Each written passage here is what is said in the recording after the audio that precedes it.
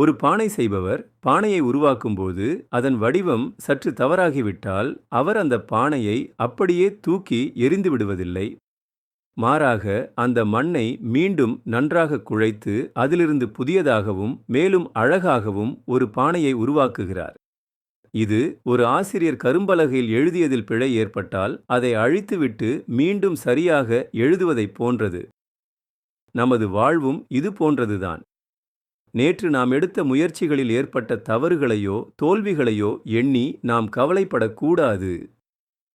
ஒருவேளை நேற்றைய தினம் உங்கள் முயற்சிகள் அனைத்தும் சிறப்பாகவும் வெற்றிகரமாகவும் அமைந்திருந்தால் அதற்காக மகிழுங்கள். ஆனால் அத்துடன் நின்றுவிடாமல் இன்றைய தினம் அதைவிடச் சிறந்த முயற்சிகளை மேற்கொள்ளுங்கள். மாறாக நேற்றைய தினம் உங்கள் திட்டங்களிலோ அணுகுமுறைகளிலோ ஏதேனும் குறைபாடு இருந்ததாக நீங்கள் உணர்ந்தால் அதற்காக கவலைப்பட வேண்டாம். ஏனெனில் கடந்து போன நேற்று என்பது குயவனின் கையில் இருக்கும் களிமண்ணைப் போலத்தான்.